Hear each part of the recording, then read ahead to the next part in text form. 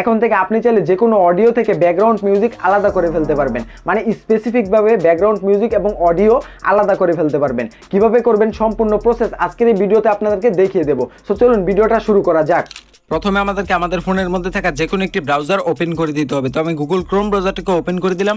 তারপরে সার্চ বারের মধ্যে এসে লিখে সার্চ করতে হবে মিডিয়া ভোকাল রিমুভার। লিখে সার্চ করলে ফার্স্টে এরকম একটি ওয়েবসাইটের লিঙ্ক দেখতে পারবেন। তো এই লিঙ্কের মধ্যে একটা প্রেস করে দিবেন। তারপরে এরকম একটি ইন্টারফেস দেখতে পারবেন। তো এখান থেকে আপনারা জাস্ট নিচের দিকে দেখতে পাচ্ছেন রিমুভ ভোকালস অনলাইন, এখানে একটা ক্লিক করে দিবেন। তো ক্লিক করে দেওয়ার পরে এখানে দেখতে পারবেন ক্লিক টু আপলোড। তো এই অপশনের মধ্যে আপনারা ক্লিক করে দিবেন। ক্লিক করে আপনি সেই অডিওটা সিলেক্ট করে দিবেন যেই অডিও থেকে আপনি মেইন অডিও এবং ব্যাকগ্রাউন্ড মিউজিক স্পেসিফিকভাবে আলাদা করতে চাচ্ছেন। তো আমি সেরকম একটা অডিও এখানে আপলোড করে দিলাম। তো কিছুক্ষণের মধ্যে কি হবে, আমার সেই অডিওটা থেকে মেইন অডিও এবং ব্যাকগ্রাউন্ড মিউজিক দুইটা আলাদা আলাদা হয়ে যাবে। তারপরে কিন্তু আমি খুব সহজেই মেইন অডিও এবং ব্যাকগ্রাউন্ড মিউজিক আলাদা আলাদা ডাউনলোড করে নিতে পারবো। তো দেখতে পাচ্ছেন অডিও এবং ব্যাকগ্রাউন্ড মিউজিক কিন্তু আলাদা আলাদা হয়ে গেছে।